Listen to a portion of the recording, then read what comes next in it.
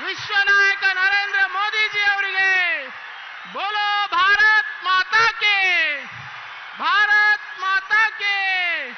ವಿಶ್ವ ನಾಯಕ ಸನ್ಮಾನ್ಯ ಪ್ರಧಾನಮಂತ್ರಿ ನರೇಂದ್ರ ಮೋದಿಜಿ ಅವರಿಗೆ ಭಾರತ್ ಮಾತಾ ಕೇ, ಭಾರತ್ ಮಾತಾ ಕೇ.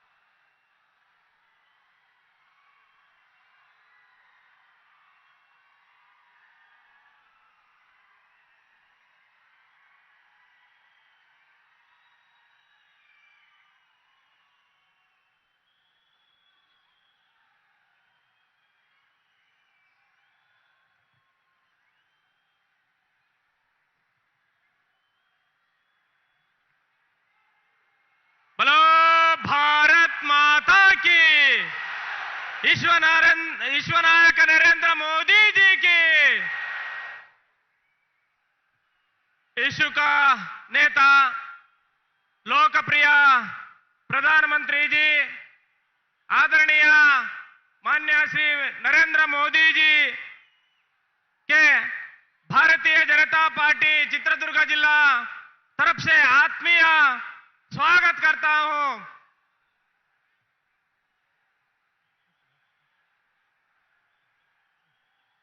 सन्मान्य विश्व नायकरागिरतಕ್ಕಂತ सन्मान्य नरेंद्र मोदी ಜಿಗೆ ನಿಮ್ಮೆಲ್ಲರ ಪರವಾಗಿ ಹೃತ್ಪೂರ್ವಕವಾಗಿರತಕ್ಕಂತ ಸ್ವಾಗತವನ್ನ ನಾನು ಬಯಸ್ತಾ ಇದ್ದೀನಿ।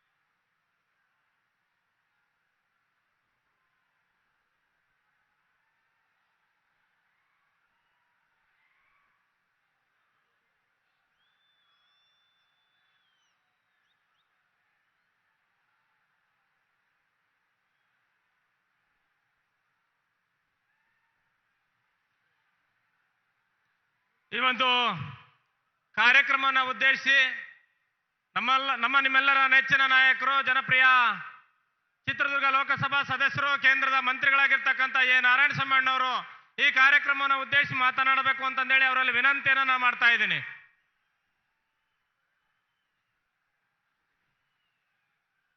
ಮೇ 10ನೇ ತಾರೀಕು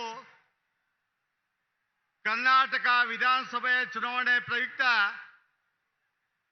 ಮದಗಿರಿ ನಾಯಕನ ಕೋಟೆಗೆ ಈ ದೇಶದ ರಾಷ್ಟ್ರಭಕ್ತ, ಈ ದೇಶದ ಭಾರತ ಮಾತೆಯ ಸುಪುತ್ರ, ಈ ದೇಶದ ಅಭಿವೃದ್ಧಿಗಾಗಿ ಅಕ್ಷಯ ಪಾತ್ರೆಯೊಂದಿಗೆ ಈ ದೇಶವನ್ನ ಅಭಿವೃದ್ಧಿಯೊಂದಿಗೆ ಮುನ್ನಡೆಸ್ತೇನೆ ಅಂತೇಳಿ ಈ ದೇಶಕ್ಕೆ ಕೊಟ್ಟಂತ ಅನೇಕ ವಿಶ್ವಾಸಯುತ ಅನೇಕ ಯೋಜನೆಗಳನ್ನ ಜಾರಿ ಮಾಡಿ ಈ ಜಿಲ್ಲೆಗೆ ಬಂದಿರತಕ್ಕಂತ ದೇಶದ ಪ್ರಧಾನಮಂತ್ರಿ ನರೇಂದ್ರ ಮೋದಿ ಅವರಿಗೆ ಜಿಲ್ಲೆಯ ಪರವಾಗಿ ತಮ್ಮೆಲ್ಲರ ಪರವಾಗಿ ವಿಶೇಷವಾದ ಸ್ವಾಗತವನ್ನು ಬಯಸ್ತೇನೆ।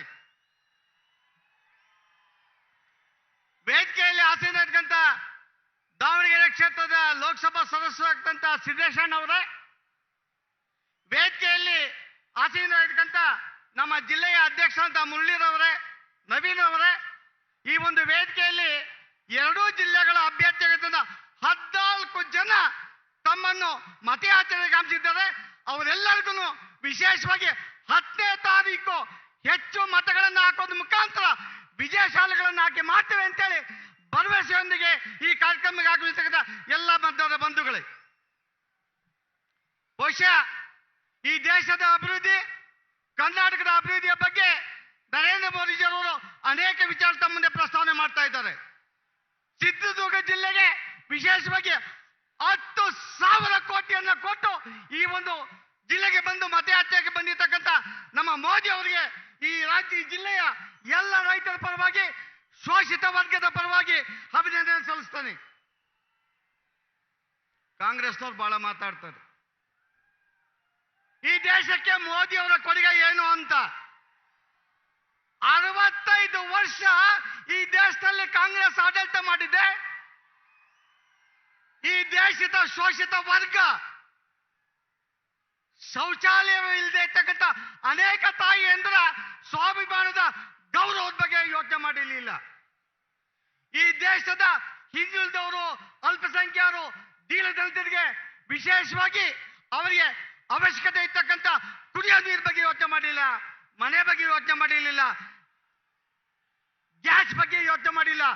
ಈ ಎಲ್ಲ ದಲಿತರ, ಹಿಂದುಳಿದವರ, ಶೋಷಿತ ವರ್ಗದ ಅನೇಕ ಮೂಲಭೂತ ಸಮಸ್ಯೆಗಳಿಗೆ ಸ್ಪಂದನೆಯನ್ನು ಮಾಡಿ ಆ ಎಲ್ಲರಿಗೂ ಎಲ್ಲ ಸೌಲಭ್ಯಗಳನ್ನು ಕೊಟ್ಟು ಮತಯಾಚನೆಗೆ ಬಂದು ಡಬಲ್ ಇಂಜಿನ್ ಸರ್ಕಾರವನ್ನ ಮತ್ತೆ ಕರ್ನಾಟಕ ರಾಜ್ಯದಲ್ಲಿ ತರಬೇಕು.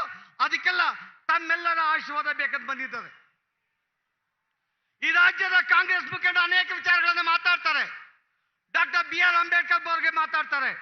ಡಾಕ್ಟರ್ BR ಅಂಬೇಡ್ಕರ್ ಬಗ್ಗೆ, ಡಾಕ್ಟರ್ BR ಅಂಬೇಡ್ಕರ್ ಅವರಿಗೆ ಈ ದೇಶದಲ್ಲಿ ಯಾರಾದ್ರೂ ಅಪಮಾನ ಮಾಡಿದ್ರೆ ಅದಕ್ಕೆ ದಾಖಲೆ ಸಂಸತ್ನಲ್ಲಿ. ಅವರನ್ನ ರಾಜೀನಾಮೆ ಕೊಡಲಿಕ್ಕೆ ಕಾರಣವಾದಂತವರು ಕಾಂಗ್ರೆಸ್ನವರು. ಏನು ಈ ಖರ್ಗೆರವರು, ಸಿದ್ದರಾಮಯ್ಯರವರು ಸಂವಿಧಾನ ಬರೀಲಿಕ್ಕೆ ಪೆನ್ನು ಪುಸ್ತಕ ಕೊಟ್ಟಿದ್ರ?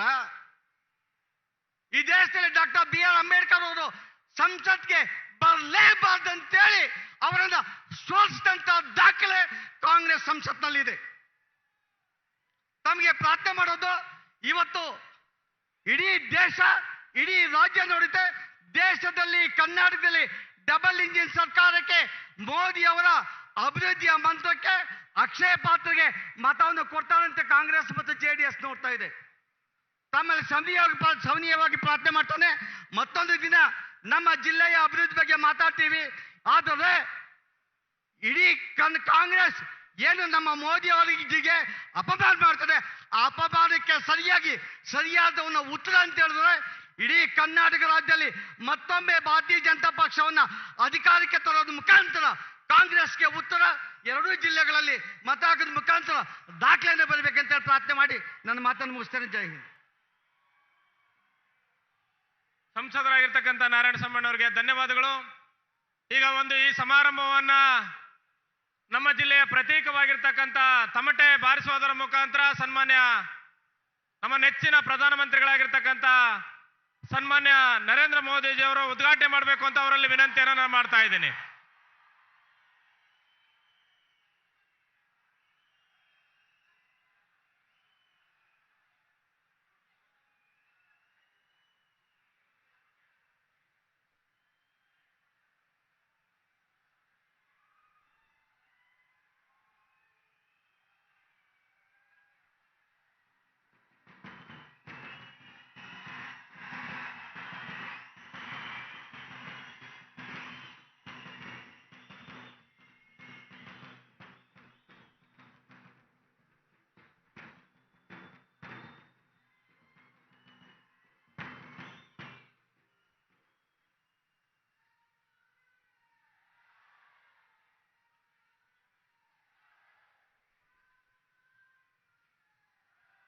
विश्वनायक नरेंद्र मोदी जी के मोदी मोदी बोलो भारत माता की।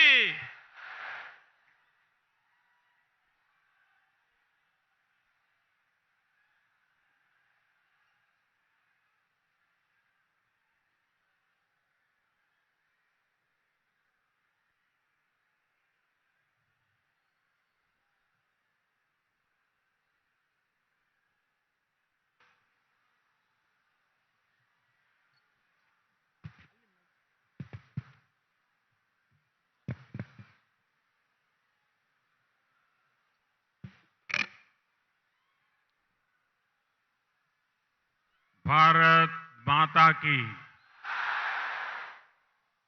दोनों हाथ ऊपर करके ऐसी तेज आवाज में बोलिए पूरे कर्नाटका में सुनाई दे। भारत माता की। इसका मतलब है कि आपको हिंदी समझ आती है।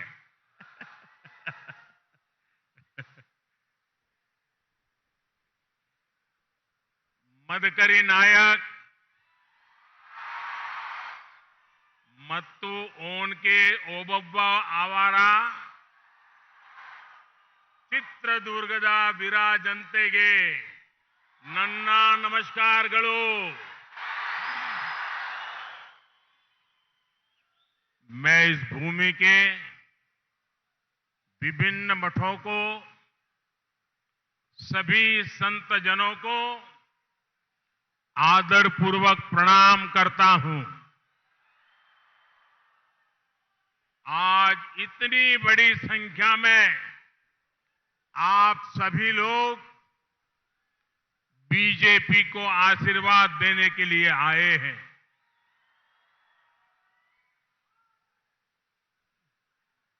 ये नजारा दूर दूर तक लोग खड़े हैं।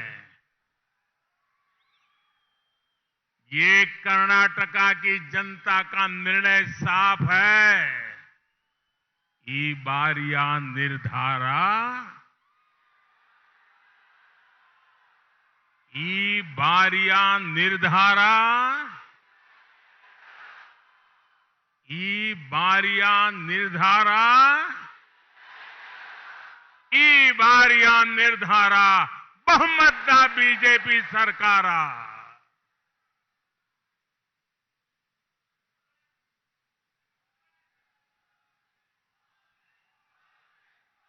ಬಂಧುಗಳೇ, ನಾನು ಈ ಪುಣ್ಯ ಭೂಮಿಯ ಎಲ್ಲ ಮಠಗಳಿಗೆ, ಎಲ್ಲ ಗುರುಗಳಿಗೆ ನನ್ನ ಭಕ್ತಿಪೂರ್ವಕ ಪ್ರಣಾಮಗಳನ್ನು ಸಲ್ಲಿಸುತ್ತೇನೆ।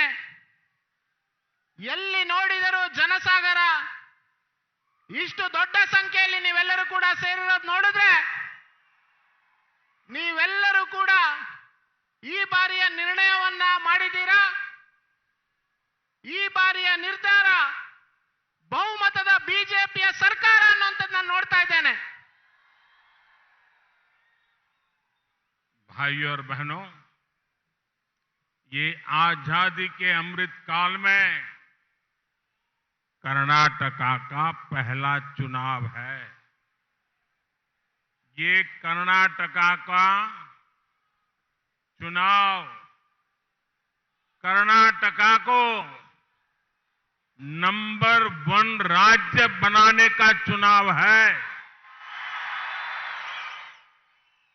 ये चुनाव तय करेगा कि आने वाले 25 वर्षों में कर्नाटका विकास की किस ऊंचाई पर होगा। कर्नाटका को हमें विकसित भारत की ड्राइविंग फोर्स बनाना है, ग्रोथ इंजन बनाना है। और इसलिए हमारे सामने भारतीय जनता पार्टी है। बीजेपी सरकार दोबारा बनाना है, डबल इंजन की सरकार लाना है। ಬಂಧುಗಳೇ, ಇದು ಸ್ವತಂತ್ರದ ಅಮೃತ ಕಾಲದಲ್ಲಿ ನಡೆಯುತ್ತಿರುವಂತಹ ಕರ್ನಾಟಕದ ಮೊದಲ ಚುನಾವಣೆಯಾಗಿದೆ। ಇದು ಕರ್ನಾಟಕವನ್ನ ದೇಶದ ನಂಬರ್ 1 ರಾಜ್ಯವನ್ನಾಗಿ ಮಾಡುವ ಚುನಾವಣೆ ಆಗಿದೆ।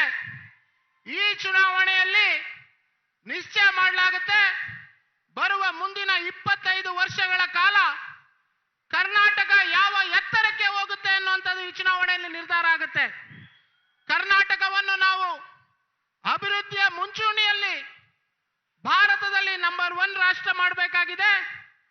ಅಭಿವೃದ್ಧಿಯ ಇಂಜಿನ್ ಅನ್ನ ಕರ್ನಾಟಕದಲ್ಲಿ ನಾವು ಚಾಲನೆ ಮಾಡಬೇಕು ಅನ್ನೋದಾದ್ರೆ ನಾವು ಭಾರತೀಯ ಜನತಾ ಪಾರ್ಟಿಗೆ ಮತವನ್ನು ಹಾಕೋದ್ರ ಮೂಲಕ ನಮ್ಮ ಕರ್ನಾಟಕವನ್ನ ನಂಬರ್ 1 ರಾಜ್ಯವಾಗಿ ಮಾಡಬೇಕಾಗಿದೆ।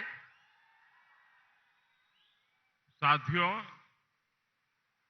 मैं कर्नाटका प्रदेश बीजेपी की टीम को, कर्नाटका बीजेपी के नेतृत्व को आज सार्वजनिक रूप से बहुत बहुत बधाई दूंगा।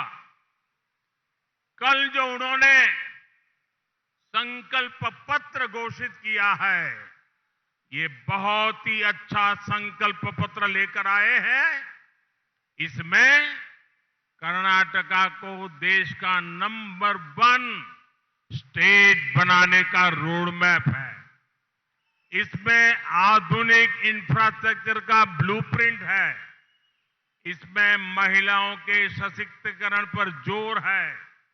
इसमें युवाओं के उज्जवल भविष्य और रोज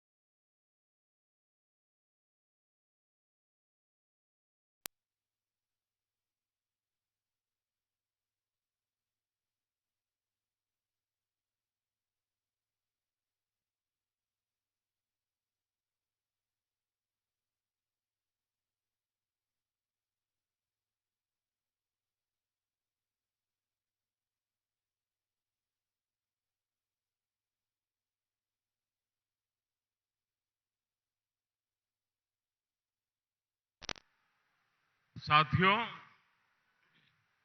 मैं आपको अलर्ट करना चाहता हूं, सावधान करना चाहता हूं। क्या आप मेरी बात मानोगे? पूरी ताकत से बताइए, मेरी बात मानोगे? पक्का मानोगे? देखिए, कर्नाटका के लोगों को कांग्रेस और जेडीएस दोनों से सावधान रहना है। कांग्रेस जेडीएस दिखावे के लिए 2 दल है, लेकिन दिल से और अपनी करतूतों से ये दोनों एक ही है। ये दोनों परिवारवादी हैं, दोनों करप्शन को बढ़ावा देते हैं और दोनों समाज को बांटने की राजनीति करते हैं। इन दोनों दलों की प्राथमिकता कभी भी कर्नाटका का विकास नहीं है। आपके बच्चों का भविष्य उनकी चिंता का विषय नहीं है। ಬಂಧುಗಳೇ, ನಿಮಗೆ ನನ್ನ ಮಾತಿನ ಮೇಲೆ ವಿಶ್ವಾಸ ಇದೆ ಅಂತ ನಾನು ಭಾವಿಸ್ತೇನೆ. ಕರ್ನಾಟಕದ ಜನತೆ ಕಾಂಗ್ರೆಸ್ ಮತ್ತು ಜೆಡಿಎಸ್ಸಿನ ಬಗ್ಗೆ ಎಚ್ಚರದಿಂದ ಇರಬೇಕು. ಕಾಂಗ್ರೆಸ್ ಮತ್ತು ಜೆಡಿಎಸ್ ನೋಡಕ್ಕೆ 2 ಪಕ್ಷಗಳಾದರೂ ಅವರ ಹೃದಯ ಮತ್ತು ಅವರ ದುರುದ್ದೇಶಗಳು 2 ಒಂದೇ ರೀತಿಯಾಗಿದೆ. ಈ 2 ಪಕ್ಷಗಳು ಕುಟುಂಬ ರಾಜಕಾರಣ, ಭ್ರಷ್ಟಾಚಾರಕ್ಕೆ ಕೊಟ್ಟು, ಭ್ರಷ್ಟಾಚಾರವನ್ನ ಬೆಂಬಲವನ್ನು ಕೊಟ್ಟು ಸಮಾಜಗಳನ್ನ ಒಡೆಯುವಂತ ರಾಜಕೀಯವನ್ನ ಅವರು ನಿರಂತರವಾಗಿ ಮಾಡುತ್ತಾರೆ. ಇವೆರಡು ಪಕ್ಷಗಳ ಪ್ರಾಮುಖ್ಯತೆ ಕರ್ನಾಟಕದ ಅಭಿವೃದ್ಧಿಯನ್ನ ಮಾಡೋ ಕಡೆ ಎಂದೂ ಕೂಡ ಅವರು ಯೋಚನೆಯನ್ನ ಮಾಡಿಲ್ಲ. ನಿಮ್ಮ ಮಕ್ಕಳ ಭವಿಷ್ಯದ ಬಗ್ಗೆ ಅವರು ಎಂದೂ ಕೂಡ ಯೋಚನೆಯನ್ನ ಮಾಡಿಲ್ಲ. साथियों, कांग्रेस जेडीएस के कुशासन का प्रमाण है अपर भद्रा इरिगेशन प्रोजेक्ट। इनको किसानों की चिंता नहीं थी, इसलिए इस प्रोजेक्ट को नजरअंदाज किया। बीजेपी की डबल इंजन सरकार ने अपर भद्रा प्रोजेक्ट को पूरा करने का संकल्प लिया है। इसके लिए 5,500 करोड़ रुपए का बजट तय किया गया है। इस सिंचाई परियोजना से चित्रदुर्ग सहित इस पूरे क्षेत्र के लाखों किसानों को जीवन बदल जाएगा। बीजेपी सरकार ने वाणी विलास सागरा नहरों के आधुनिकीकरण के लिए सैकड़ों करोड़ रुपए का प्रावधान किया है। ಬಂಧುಗಳೇ, ಕಾಂಗ್ರೆಸ್ ಮತ್ತು ಜೆಡಿಎಸ್ನ ದುರಾಡಳಿತದ ಪ್ರತೀಕ ಯಾವುದು ಅಂತಂದ್ರೆ ಇದೇ ಜಿಲ್ಲೆಯ ಅಪ್ಪರ್ ಭದ್ರಾ ಇರಿಗೇಷನ್ ಪ್ರಾಜೆಕ್ಟ್ ಅನ್ನ ಅವರು ಸಂಪೂರ್ಣವಾಗಿ ನಿರ್ಲಕ್ಷ್ಯ ಮಾಡಿರುವಂತದ್ದು ಅವರ ದುರಾಡಳಿತದ ಪ್ರತೀಕವಾಗಿದೆ. ನಾವು ಭಾರತೀಯ ಜನತಾ ಪಾರ್ಟಿ ವತಿಯಿಂದ ಈ ಯೋಜನೆಯನ್ನ ಪೂರ್ಣ ಮಾಡಬೇಕು ಅಂತ ಹೇಳಿ 5,500 ಕೋಟಿಯಷ್ಟು ಹಣವನ್ನು ನಾವು ಬಿಡುಗಡೆಯನ್ನ ಮಾಡಿದ್ದೇವೆ. ಈ ಯೋಜನೆಯಿಂದ ಈ ಜಿಲ್ಲೆಯ ಪ್ರತಿಯೊಬ್ಬ ರೈತನಿಗೂ ಕೂಡ ಮುಂದಿನ ದಿನಗಳಲ್ಲಿ ನೀರು ಸಿಗುವಂತಹ ರೀತಿ ಯೋಜನೆ ಲಾಭ ಆಗಲಿದೆ. ಇದೇ ಯೋಜನೆ ಅಡಿಯಲ್ಲಿ ಚಿತ್ರದುರ್ಗ ಜಿಲ್ಲೆಯ ವಾಣಿ ವಿಲಾಸ್ ಸಾಗರದ ಆಧುನೀಕರಣವನ್ನ ಮಾಡೋದ್ರ ಮೂಲಕ ಆ ಭಾಗದ ರೈತರ ಶಕ್ತಿಯನ್ನು ನಾವು ಹೆಚ್ಚು ಮಾಡುವಂತ ಪ್ರಯತ್ನವನ್ನ ಬಿಜೆಪಿ ಸರ್ಕಾರ ಮಾಡಿದೆ ಅಂತ ನಾನು ಹೇಳೋದಕ್ಕೆ ಇಷ್ಟಪಡ್ತೇನೆ. भाइयों और बहनों, जब तक कर्नाटका में कांग्रेस जेडीएस की सरकार रही, तब तक हर प्रोजेक्ट पर काम धीमी गति से होता रहा,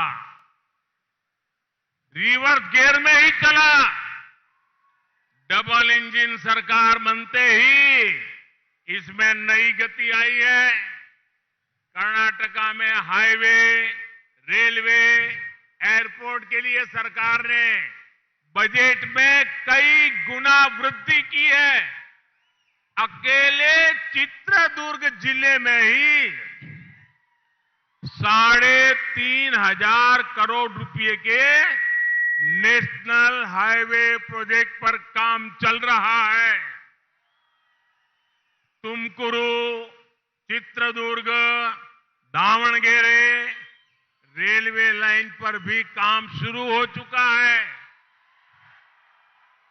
डबल इंजन सरकार कर्नाटका के औद्योगिक विकास के लिए प्रतिबद्ध है। बीजेपी सरकार ने जिन 9 इंडस्ट्रियल क्लस्टर की योजना बनाई है, उसमें से एक चित्रदुर्ग में भी बनेगा। इससे युवाओं के लिए रोजगार के अनेक अवसर बनेंगे। ಬಂಧುಗಳೇ, ಎಲ್ಲಿವರೆಗೂ ಕರ್ನಾಟಕದಲ್ಲಿ ಕಾಂಗ್ರೆಸ್ ಮತ್ತು ಜೆಡಿಎಸ್ನ ಸರ್ಕಾರಗಳು ಆಡಳಿತದಲ್ಲಿತ್ತು ಅಲ್ಲಿವರೆಗೂ ಎಲ್ಲ ಯೋಜನೆಗಳು ನಿಧಾನಗತಿಯಲ್ಲಿ ನಡೀತಾ ಇತ್ತು.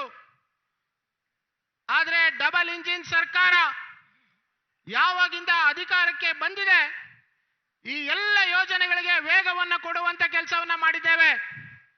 ಕರ್ನಾಟಕದಲ್ಲಿ ಹೈವೇ, ರೈಲ್ವೆ, ಏರ್ಪೋರ್ಟ್ ಈ ರೀತಿ ಅನೇಕ ಮೂಲಭೂತ ಸೌಕರ್ಯಗಳಿಗೆ ಬಿಜೆಪಿ ಸರ್ಕಾರ ಬಜೆಟ್ನಲ್ಲಿ ದೊಡ್ಡ ಮೊತ್ತವನ್ನ ಘೋಷಣೆಯನ್ನ ಮಾಡಿದೆ. ಬರೀ ಚಿತ್ರದುರ್ಗ ಜಿಲ್ಲೆ ಬಗ್ಗೆ ನಾನು ಹೇಳಬೇಕಾದ್ರೆ 3,500 ಕೋಟಿಗೂ ಹೆಚ್ಚು ಹಣವನ್ನು ನಾವು ಚಿತ್ರದುರ್ಗ ಜಿಲ್ಲೆಯ ಹೈವೇಗಳ ಮೇಲೆ ಬಂಡವಾಳ ಹಾಕಿದ್ದೇವೆ. ಅದೇ ರೀತಿ ಬಹುದಿನದ ಬೇಡಿಕೆ ಆದಂತ ತುಮಕೂರು, ಚಿತ್ರದುರ್ಗ, ದಾವಣಗೆರೆ ರೈಲ್ವೆ ಲೈನಿಗೆ ನಾವು ಬಜೆಟ್ನಲ್ಲಿ ಹಣವನ್ನಿಟ್ಟು ಕೆಲಸವನ್ನ ಪ್ರಾರಂಭ ಮಾಡಿದ್ದೇವೆ ಅಂತ ಹೇಳೋದಕ್ಕೆ ನಾನು ಇಚ್ಛೆ ಪಡ್ತೇನೆ. ಡಬಲ್ ಇಂಜಿನ್ ಸರ್ಕಾರ ಇವತ್ತು ಎಲ್ಲ ಕಡೆಗಳಲ್ಲಿ ಕೈಗಾರಿಕಾ ಪ್ರದೇಶಗಳ ಸ್ಥಾಪನೆಯನ್ನ ಮಾಡ್ತಾ ಇದೆ. ಕರ್ನಾಟಕದಲ್ಲಿ ಸುಮಾರು 9 ಕೈಗಾರಿಕಾ ಪ್ರದೇಶವನ್ನ ಸ್ಥಾಪನೆ ಮಾಡೋದರ ಜೊತೆಗೆ ಚಿತ್ರದುರ್ಗದಲ್ಲೂ ಕೂಡ ಒಂದು ಕೈಗಾರಿಕಾ ಪ್ರದೇಶವನ್ನ ಸ್ಥಾಪನೆಯನ್ನ ಮಾಡಿ ಇಲ್ಲಿಯ ಯುವಕರಿಗೆ ಉದ್ಯೋಗ ಸಿಗುವಂತ ಯೋಜನೆಯನ್ನ ನಾವು ಮಾಡಿದ್ದೇವೆ. साथियों, एलू सिट्टिना कोटे यानी सुरक्षा के 7 घेरों का क्षेत्र है. बीजेपी सरकार ने भी योजनाओं का एलू सुत्तिना कोटे तैयार किया है. पहला सुरक्षा घेरा जिसे आप सुरक्षा कोटे बोलते हैं, पीएम आवास योजना के पक्के घर का है. मुफ्त गैस कनेक्शन, हर घर जल होना. दूसरा सुरक्षा घेरा यानी सुरक्षा कोटे गरीबों को मुफ्त राशन का है, भूखमरी से बचाव का है, पोषण का है. तीसरा सुरक्षा घेरा यानी सुरक्षा कोटे आरोग्य का है. आयुष्मान भारत के तहत मुफ्त इलाज का है, मुफ्त टीकाकरण का है. चौथा सुरक्षा घेरा या सुरक्षा कोटे जनधन बैंक खाते और मुद्रा योजना के तहत दी गई लाखों करोड़ रुपए की मदद का है. पांचवा सुरक्षा घेरा या सुरक्षा कोटे संकट के समय मदद का है. जीवन ज्योति योजना, सुरक्षा बीमा योजना और अटल पेंशन योजना जैसे कवच का है. छठा सुरक्षा घेरा या सुरक्षा कोटे बेहतर कानून व्यवस्था का है. माता बहन बेटियों को पूरी सुरक्षा का है. सुरक्षा का 7वां घेरा सुरक्षा कोटे हर समाज के हक को सुरक्षित रखने का है, उन्हें उनका हक देने का है. ಬಂಧುಗಳೇ, ಚಿತ್ರದುರ್ಗ ಅಂತಂದ್ರೆ ಅದು 7 ಸುತ್ತಿನ ಕೋಟೆ ಅಂತೇಳಿ ನಾವೆಲ್ಲರೂ ಕೂಡ ಕರಿತೇವೆ. ಬಿಜೆಪಿ ಸರ್ಕಾರನೂ ಕೂಡ ಇಲ್ಲಿಯ ಕೋಟೆಗೆ 7 ಸುತ್ತಿನ ಭದ್ರತೆ ಇದೆ. ಅದೇ ರೀತಿ ನಾವು ಸಮಾಜಕ್ಕೆ 7 ಸುತ್ತಿನ ಭದ್ರತೆಯನ್ನ ನಾವು ಕೊಡ್ತಾ ಇದ್ದೇವೆ. ಮೊದಲನೇ ಕೋಟೆ, ನಾವು ಸರ್ವರಿಗೂ ಮನೆಯನ್ನ ಕೊಡುವಂತ ಪಿಎಂ ಆವಾಸ್ ಯೋಜನೆ ಅಡಿಯಲ್ಲಿ ಎಲ್ಲರಿಗೂ ಮನೆಯನ್ನ ಕೊಡುವಂತ ಯೋಜನೆಯನ್ನ ಕೊಟ್ಟಿದ್ದೇವೆ. ಅದೇ ರೀತಿ ಆ ಮನೆಗೆ ಗ್ಯಾಸ್ ಅನ್ನು ಕೊಡುವಂತ ಯೋಜನೆ, ಮನೆಗೆ ನೀರನ್ನು ಕೊಡುವಂತ ಯೋಜನೆಯನ್ನು ನಾವು ಕೊಟ್ಟಿದ್ದೇವೆ. ಎರಡನೇ ಸುತ್ತಿನ ಕೋಟೆ ಅಂತಂದ್ರೆ ನಾವು ಗರೀಬ್ ಕಲ್ಯಾಣ ಯೋಜನೆಯಲ್ಲಿ ಪ್ರತಿಯೊಂದು ಮನೆಗೂ ರೇಷನ್ ಅನ್ನ ಕೊಡುವಂತ ಮೂಲಕ ಅವರಿಗೆ ನಾವು ಅನ್ನದ ಯೋಜನೆಯನ್ನ ಕೊಟ್ಟಿದ್ದೇವೆ. ಅವರ ಪೋಷಣೆಯನ್ನ ನಾವು ಗಮನದಲ್ಲಿಟ್ಟು ಕೆಲಸವನ್ನ ಮಾಡಿದ್ದೇವೆ. ಮೂರನೇ ಸುತ್ತಿನ ಕೋಟೆ ಯಾವುದು ಅಂತಂದ್ರೆ ಆಯುಷ್ಮಾನ್ ಭಾರತ ಯೋಜನೆ ಅಡಿಯಲ್ಲಿ ನಾವು ಎಲ್ಲರ ಆರೋಗ್ಯವನ್ನ ರಕ್ಷಣೆ ಮಾಡುವಂತ ಕೆಲಸವನ್ನ ಮಾಡಿದ್ದೇವೆ. ನಾವು ಉಚಿತವಾಗಿ ಲಸಿಕೆಯನ್ನ ನೀಡುವಂತ ಯೋಜನೆಯನ್ನ ಮಾಡಿದ್ದೇವೆ. ನಾಲ್ಕನೇ ಕೋಟೆ ಅಂತಂದ್ರೆ ಆರ್ಥಿಕ ಭದ್ರತೆಯನ್ನ ಮುದ್ರಾ ಯೋಜನೆಯ ಮೂಲಕ ನಾವು ಯಾರಿಗೆ ಸಾಲ ಬೇಕಾಗಿದೆ ಅಂತವರಿಗೆ ಸಾಲವನ್ನ ಕೊಟ್ಟು ನಾವು ಕೋಟ್ಯಾಂತರ ಜನರಿಗೆ ಬದುಕನ್ನ ಕಟ್ಟುವಂತ ಆರ್ಥಿಕ ಶಕ್ತಿಯನ್ನ ಕೊಡುವಂತ ಕೆಲಸವನ್ನ ಮಾಡಿದ್ದೇವೆ. ಐದನೇ ಸುತ್ತಿನ ಕೋಟೆ ಅಂತಂದ್ರೆ ನಾವು ಎಲ್ಲರಿಗೂ ಭೀಮಾ ಯೋಜನೆಗಳನ್ನ ಕೊಟ್ಟಿದ್ದೇವೆ. ಜೀವನ್ ಜ್ಯೋತಿ ಸುರಕ್ಷಾ ಭೀಮಾ ಯೋಜನೆಯನ್ನ ಕೊಟ್ಟಿದ್ದೇವೆ. ಅಟಲ್ ಪೆನ್ಷನ್ ಯೋಜನೆಯನ್ನ ನಾವು ಕೊಟ್ಟಿದ್ದೇವೆ.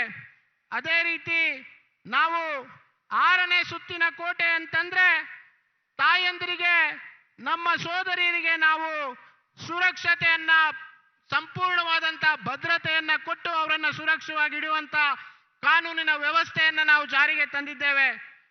ನಮ್ಮ ಕೊನೆಯ ಮತ್ತು 7ನೇ ಸುತ್ತಿನ ಕೋಟೆ ಅಂತಂದ್ರೆ ಎಲ್ಲರಿಗೂ ಕೂಡ ಸಾಮಾಜಿಕ ಭದ್ರತೆ ರಕ್ಷಣೆಯನ್ನ ಕೊಡುವಂತದ್ರ ಮೂಲಕ ನಾವು ಹೇಗೆ ಚಿತ್ರದುರ್ಗಕ್ಕೆ 7 ಸುತ್ತಿನ ಕೋಟೆ ಇದೆ, ಬಿಜೆಪಿನೂ ಕೂಡ 7 ಸುತ್ತಿನ ಕೋಟೆಯನ್ನು ಜನರಿಗೆ ಕೊಟ್ಟಿದೆ.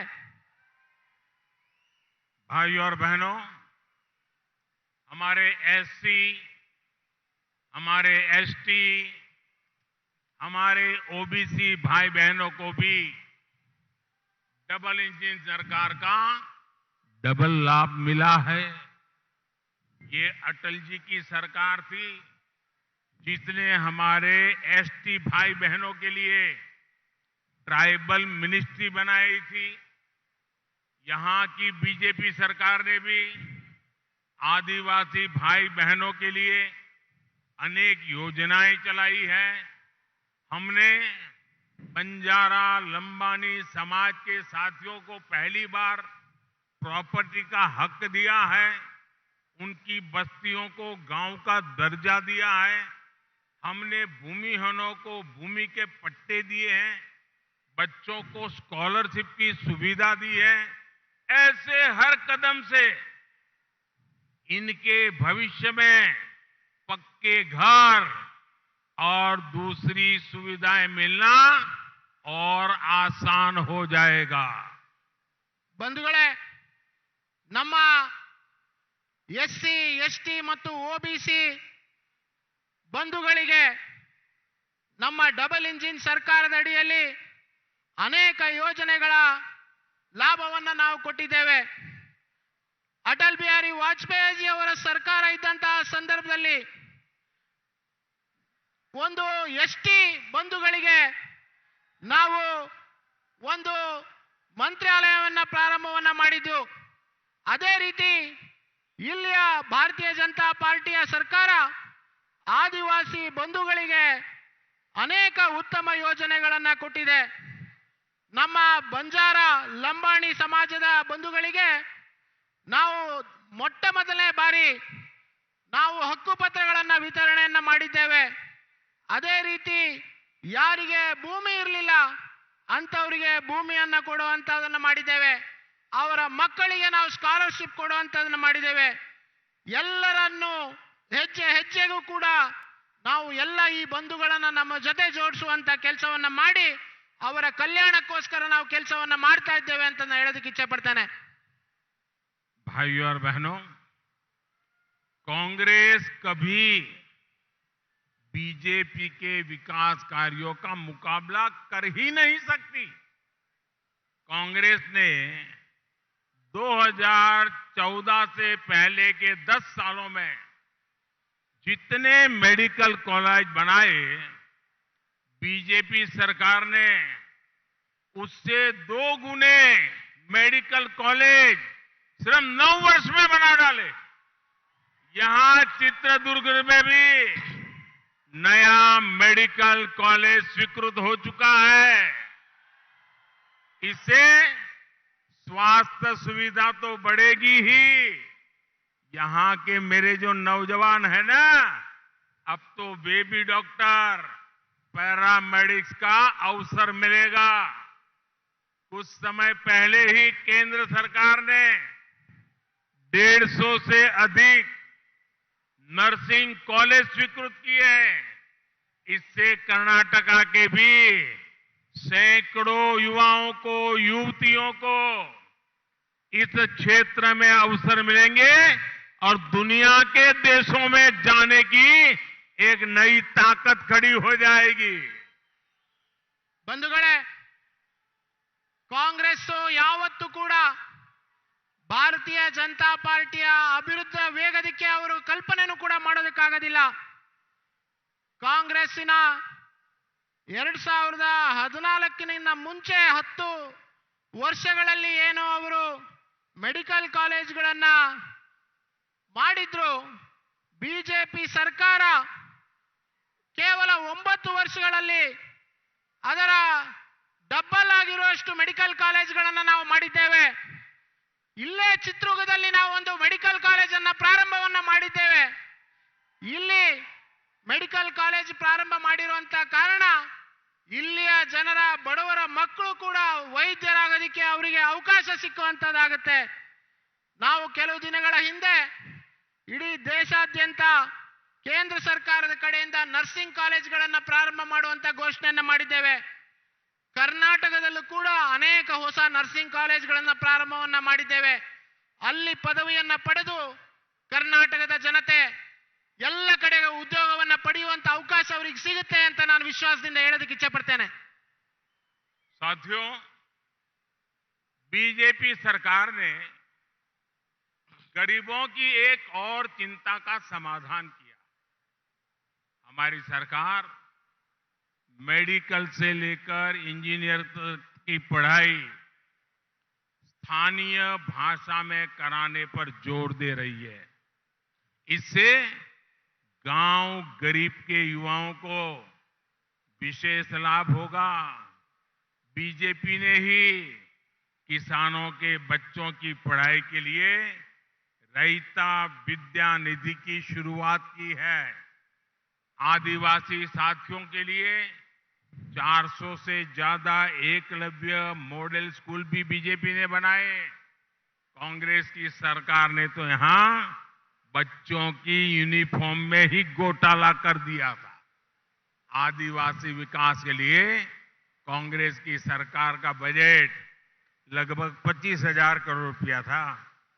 बीजेपी ने इसमें 5 गुना वृद्धि करके आदिवासियों के विकास के लगभग 1.25 लाख करोड़ रुपये कर दिए हैं. ಬಂಧುಗಳೇ, ಈ ಒಂದು ನಮ್ಮ ಭಾರತೀಯ ಜನತಾ ಪಾರ್ಟಿಯ ಸರ್ಕಾರ ಬಡವರ ಮಕ್ಕಳನ್ನ ಗಮನದಲ್ಲಿಟ್ಟು ಮೆಡಿಕಲ್ ಕಾಲೇಜಿನ ಎಕ್ಸಾಮಿನೇಷನ್ಗಳು, ಇಂಜಿನಿಯರಿಂಗ್ ಕಾಲೇಜಿನ ಎಕ್ಸಾಮಿನೇಷನ್ಗಳು ಈ ಎಲ್ಲವನ್ನು ಕೂಡ ನಾವು ಸ್ಥಳೀಯ ಭಾಷೆಯಲ್ಲಿ ಅಂದ್ರೆ ಕನ್ನಡದಲ್ಲಿ ಬರೆಯುವಂತ ರೀತಿಯಲ್ಲಿ ನಾವು ಪರೀಕ್ಷೆಗಳನ್ನ ಮಾಡಿಸ್ತಾ ಇದ್ದೇವೆ.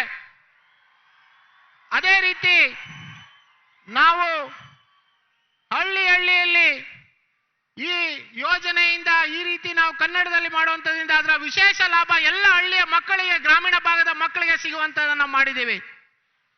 ನಮ್ಮ ರೈತರ ಮಕ್ಕಳಿಗೆ ನಾವು ಹೊಸ ಯೋಜನೆಯ ಮೂಲಕ ರೈತ ವಿದ್ಯಾ ನಿಧಿಯಲ್ಲಿ ನಾವು ಸ್ಕಾಲರ್ಶಿಪ್ ಕೊಡುವಂತ ಯೋಜನೆಯನ್ನ ಜಾರಿಗೆ ತಂದಿದ್ದೇವೆ.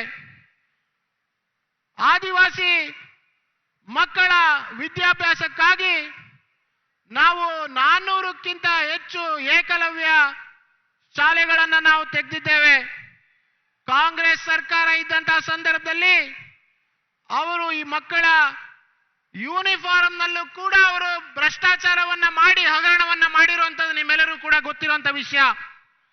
ಆದಿವಾಸಿಗಳ ವಿಕಾಸಕ್ಕೋಸ್ಕರ ನಾವು ಇವತ್ತಿನ ಬಜೆಟ್ ಅಲ್ಲಿ ನಾವು 1.25 ಲಕ್ಷ ಕೋಟಿಯಷ್ಟು ಹಣವನ್ನು ನಾವು ಮೀಸಲಿಟ್ಟರೆ ಕಾಂಗ್ರೆಸ್ ಕೇವಲ 25,000 ಕೋಟಿ ಅಷ್ಟೇ ಕೊಟ್ಟಿತ್ತು. ನಾವು ಅದನ್ನ 5 ಪಟ್ಟು ಹೆಚ್ಚು ಮಾಡಿ 1.25 ಲಕ್ಷ ಕೋಟಿಗೆ ಹೆಚ್ಚನ್ನು ಮಾಡಿದ್ದೇವೆ ಅಂತ ಹೇಳೋದಕ್ಕೆ ಇಷ್ಟಪಡ್ತೇನೆ. ಇವತ್ತು ಇವೆಲ್ಲವೂ ಕೂಡ ನಮಗೆ ಒಂದು ರೀತಿ ಆಶೀರ್ವಾದ ರೀತಿಯಲ್ಲಿ ತಮ್ಮೆಲ್ಲರಿಂದ ಸಿಗ್ತಾ ಇದೆ. साथियों, कर्नाटका के लोगों को कांग्रेस का इतिहास और उसकी सोच कभी भी भूलनी नहीं है. कांग्रेस का इतिहास आतंक और आतंकवादियों के तुष्टीकरण का है. जब दिल्ली में बाटला हाउस एनकाउंटर हुआ तो कांग्रेस की सबसे बड़ी नेता की आंखों में आतंकियों के मर जाने की खबर सुनकर आंसू आ गए थे. जब सर्जिकल स्ट्राइक हुए, जब एयर स्ट्राइक हुई तो कांग्रेस ने देश की सेनाओं के सामर्थ्य पर ही सवाल खड़ा कर दिया. यहां कर्नाटक में तो आप लोगों ने देखा है कांग्रेस कैसे आतंक को बढ़ावा देती रही है. कांग्रेस ने कर्नाटक को आतंकियों के रहमो करम पर छोड़ दिया था। ये बीजेपी ही है जिसने आतंकवाद की कमर तोड़ी है, तुष्टीकरण का खेल बंद किया है। समृद्ध कर्नाटका के लिए, कर्नाटका को नंबर 1 बनाने के लिए कर्नाटका का सुरक्षित होना उतना ही जरूरी है। आतंक को बढ़ावा देने वाली कांग्रेस, जेडीएस यहां कभी निवेश नहीं बढ़ा सकती। आतंक को बढ़ावा देने वाली कांग्रेस, जेडीएस यहां कभी नौजवानों के लिए नए अवसर नहीं बना सकती। ಬಂಧುಗಳೇ, ಕಾಂಗ್ರೆಸ್ಸಿನ ಇತಿಹಾಸ ಮತ್ತು ಅವರ ಚಿಂತನೆಗಳ ಬಗ್ಗೆ ನಾವು ಯಾವತ್ತೂ ಕೂಡ ಅವರನ್ನ ನಾವು ಮರಿಬಾರದು. ಅವರ ಚಿಂತನೆಗಳನ್ನ, ಕಾಂಗ್ರೆಸ್ ಅವರ ಇತಿಹಾಸನೇ ಆತಂಕ ಮತ್ತು ಆತಂಕವಾದಿಗಳ ತುಷ್ಟೀಕರಣ ಮಾಡುವಂಥದ್ದು ಕಾಂಗ್ರೆಸ್ಸಿನ ಇತಿಹಾಸವಾಗಿದೆ. ದೆಹಲಿಯ ಬಾಟ್ಲಾ ಹೌಸ್ನಲ್ಲಿ ಎನ್ಕೌಂಟರ್ ಆಗಿ ಒಬ್ಬ ಉಗ್ರವಾದಿ ಸತ್ತಂತಹ ಸಂದರ್ಭದಲ್ಲಿ ಕಾಂಗ್ರೆಸ್ಸಿನ ನಾಯಕರು ಕಣ್ಣೀರು ಹಾಕಿರುವಂಥದ್ದನ್ನ ನಾವು ನೋಡಿದ್ದೇವೆ. ಸರ್ಜಿಕಲ್ ಸ್ಟ್ರೈಕ್ ಆದಂತಹ ಸಂದರ್ಭದಲ್ಲೂ ಕೂಡ ಕಾಂಗ್ರೆಸ್ ದೇಶದ ಸೇನೆಯನ್ನ ಸಮರ್ಥನೆ ಮಾಡೋ ಬದಲು ಅವರಿಗೆ ಅವಮಾನ ಮಾಡುವಂತಹ ಕೆಲಸವನ್ನ ಮಾಡಿದ್ದಾರೆ. ಕರ್ನಾಟಕದಲ್ಲೂ ಕೂಡ ಕಾಂಗ್ರೆಸ್ ಆತಂಕವಾದಿಗಳನ್ನ ಅವರ ಬೆಂಬಲಕ್ಕೆ ನಿಲ್ಲುವಂತ ಕೆಲಸವನ್ನ ಮಾಡಿದೆ. ಕರ್ನಾಟಕದಲ್ಲಿ ಯಾವಾಗ ಉಗ್ರ ಘಟನೆಗಳು ನಡೆದರೂ ಕೂಡ ಕಾಂಗ್ರೆಸ್ ಅವರ ಪರವಾಗಿ ಮಾತನಾಡುವಂಥದ್ದು ನೋಡಿದ್ದೇವೆ. ಆದರೆ ಒಂದು ಸಮೃದ್ಧ ಕರ್ನಾಟಕವಾಗಬೇಕು, ಕರ್ನಾಟಕ ದೇಶದ ನಂಬರ್ 1 ರಾಜ್ಯವಾಗಬೇಕು ಅಂತಂದ್ರೆ ನಾವು ಈ ರೀತಿಯಾದಂತಹ ಉಗ್ರವಾದನ್ನ ಮಟ್ಟ ಹಾಕುವಂತ ಕೆಲಸವನ್ನ ನಾವು ಮಾಡಲೇಬೇಕಾಗಿದೆ ಅನ್ನುವಂಥದ್ದು ನಾನು ಹೇಳ್ತಾ ಇದ್ದೇನೆ. ಎಲ್ಲಿ ಆತಂಕವಾದಿಗಳು ಮತ್ತು ಉಗ್ರವಾದಿಗಳು ಆ ಜಾಗಗಳಲ್ಲಿ ಜಾಗೃತರಾಗಿರ್ತಾರೋ ಅಂತದನ್ನ ಭಾರತೀಯ ಜನತಾ ಪಾರ್ಟಿ ಸಂಪೂರ್ಣವಾಗಿ ದಮನ ಮಾಡುವಂತ ಕೆಲಸವನ್ನ ಮಾಡ್ತಾ ಇದೆ. ಜೆಡಿಎಸ್ ಮತ್ತು ಕಾಂಗ್ರೆಸ್ನವರು ಯಾವಾಗಲೂ ಕೂಡ ತುಷ್ಟೀಕರಣದ ರಾಜನೀತಿಯನ್ನ ಮಾಡಿ ಅವರ ಬೆಂಬಲಕ್ಕೆ ನಿಲ್ಲುವಂತದನ್ನ ನಾವು ನೋಡ್ತಾ ಇದ್ದೇವೆ. साथियों, अक्सर कोई कंपनी बाजार में अपना कोई सामान लाती है तो साथ ही वो एक वारंटी भी देती है और कंपनी ये भी कहती है कि वारंटी खत्म होने के बाद कंपनी की कोई जिम्मेदारी नहीं होगी। कांग्रेस ने भी अपनी वारंटी खो दी है। कांग्रेस की वारंटी खत्म हो चुकी है। कांग्रेस विश्वसनीयता खो दी है। ऐसे में बिना वारंटी वाली कांग्रेस की गारंटी भी उतनी ही झूठी है और ये झूठी गारंटियों का कांग्रेस का ट्रैक रिकॉर्ड बहुत पुराना है। मुझे याद है कि वर्षों तक सत्ता से बाहर रहने वाले बाद 2012 में, मैं गुजरात की बात कर रहा हूं, 2012 में भी कांग्रेस ऐसी झूठी गारंटी लेकर गुजरात के लोगों को भ्रमित कर रही थी। कांग्रेस ने कार्डबोर्ड से मकान बनाए, मॉडल मकान, और लोगों को ले जाते थे दिखाने के लिए कि देखो हम ऐसा मकान बना करके देंगे, और फिर वे फॉर्म भरवाते थे मकान के लिए और पीछे से कुछ लोग फॉर्म के नाम पर गरीबों से 200, 500 रुपया भी मार लेते थे, रिश्वत ले लेते थे। एक वो समय है और आज का समय है।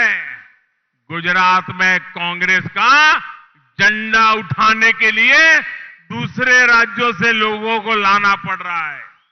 पिछले कुछ सालों से यही फर्जीवाड़ा कांग्रेस हर राज्य में कर रही है।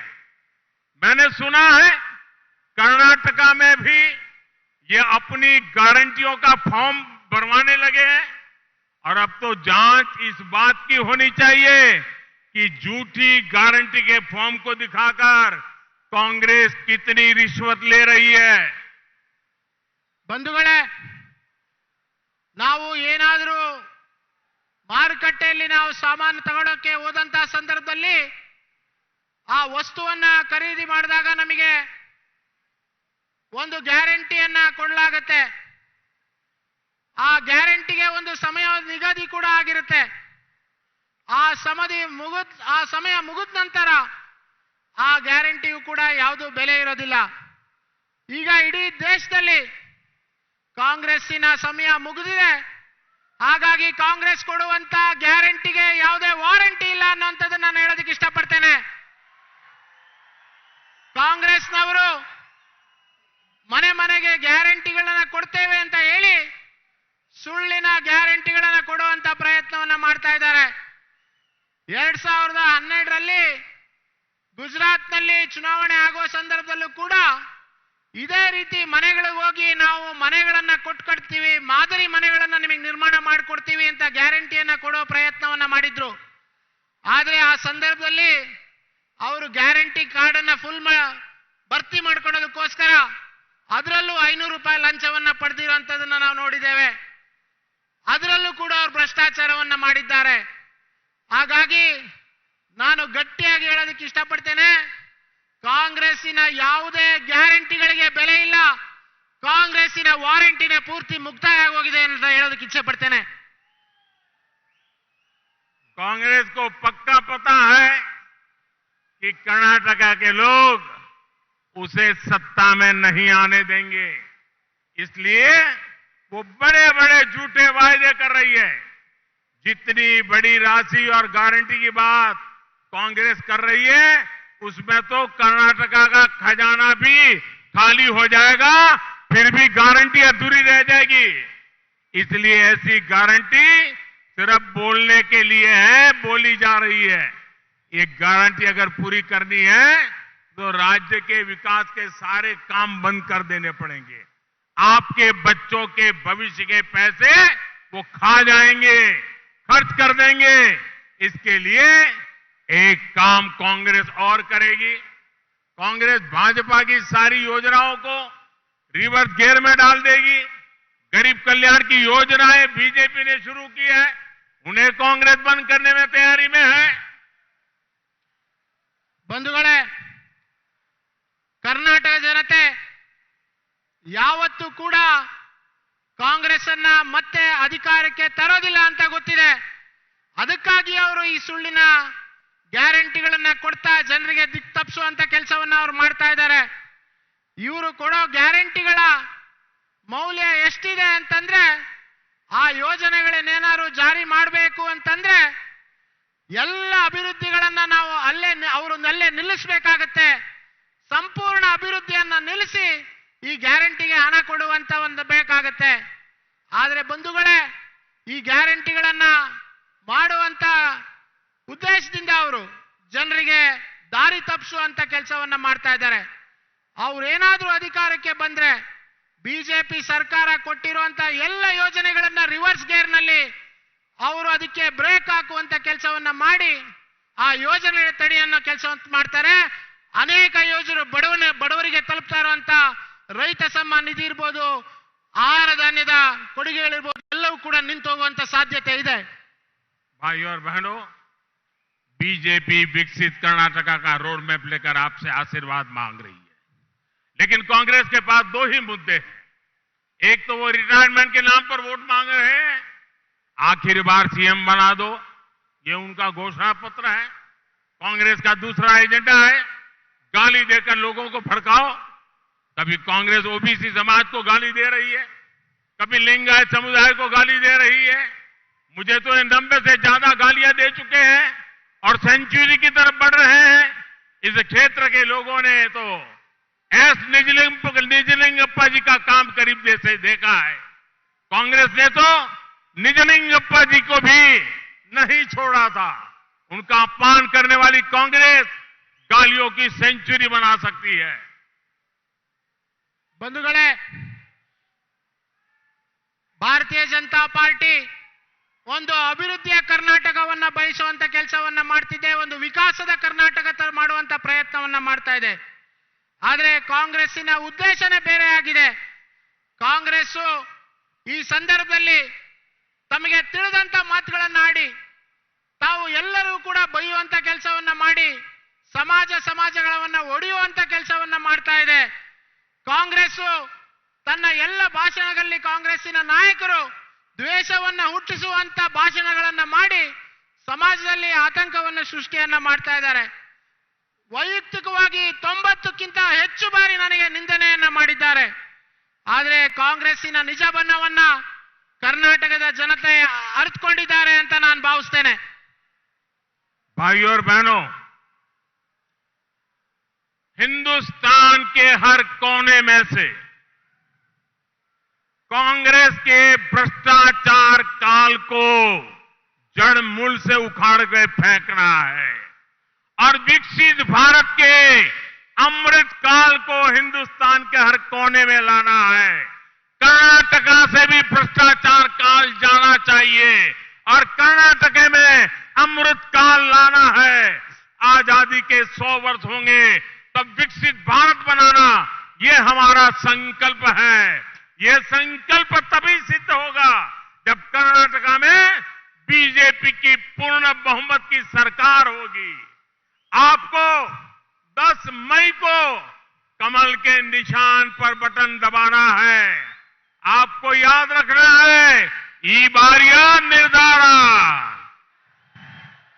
ಈ ಬಾರಿಯ निर्धारा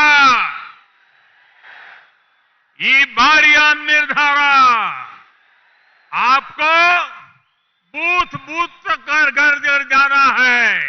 जाएंगे, हर एक बूथ में जाएंगे, हाथ ऊपर करके बताए जाएंगे, घर जाएंगे, हर मतदाता को मिलेंगे, बीजेपी को वोट देने के लिए कहेंगे, ज्यादा से ज्यादा मतदान कराएंगे, बूथ को जीत करके लाएंगे।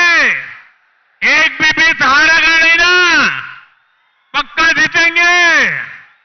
अच्छा, एक मेरा काम करेंगे, जरा जोर से बताइए, मेरा काम करेंगे, जरा जोर से बताइए, हाथ ऊपर करके बताइए, करेंगे। अच्छा, अपने मोबाइल की फ्लैश लाइट लगा के बताइए, मेरा काम करेंगे। अपने मोबाइल फोन की फ्लैश लाइट जला के बताइए, एक मेरा काम करेंगे, मेरा पर्सनल काम करेंगे, पक्का करेंगे। तो जरा ध्यान से सुन लीजिए, क्या काम करने का। घर जाइएगा, सभी मतदाताओं को नमस्कार कीजिएगा और उनको कहिएगा, उनको बताना है, सुन लीजिए, हर मतदाता को कहना है, आपके सेवक दिल्ली से मोदी जी आए थे और मोदी जी ने आकर के आपको नमस्कार भेजा है, आपको प्रणाम कहा है। क्या कहेंगे? घर जाकर के मेरा नमस्कार कहेंगे, घर जाकर के मेरा प्रणाम कहेंगे। आप सबको जब मेरा नमस्कार कहेंगे, आप सबको जब मेरा प्रणाम कहेंगे, तो लोग मुझे आशीर्वाद देंगे। वो आशीर्वाद मेरी ताकत बन जाता है और उस ताकत से मैं दिन रात लोगों की सेवा कर सकता हूं, कर्नाटक की सेवा कर सकता हूं। इसलिए घर जाएंगे, जोर से बोलिए जाएंगे, हाथ ऊपर करके बोलिए जाएंगे, मेरा प्रणाम पहुंचाएंगे। बोलो भारत माता की, भारत माता की, भारत माता की। धन्यवाद। ಬಂಧುಗಳೇ, ಮೇ 10ನೇ ತಾರೀಕು ನೀವೆಲ್ಲರೂ ಕೂಡ ಮನೆಗೆ ಹೋಗಿ, ಬೂತ್ಗೆ ಹೋಗಿ ಭಾರತೀಯ ಜನತಾ ಪಾರ್ಟಿಯ ಅಭ್ಯರ್ಥಿಯನ್ನ ಗೆಲ್ಲಿಸಬೇಕು ಅನ್ನೋಂತ ವಿನಂತಿಯನ್ನ ನಾನು ಮಾಡ್ತೇನೆ. ಪ್ರಧಾನಮಂತ್ರಿಗಳು ನರೇಂದ್ರ ಮೋದಿ ಅವರು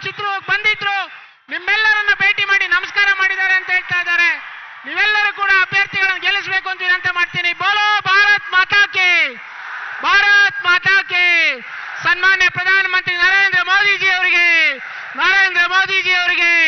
ಭಾರತ್ ಮಾತಾ ಕಿ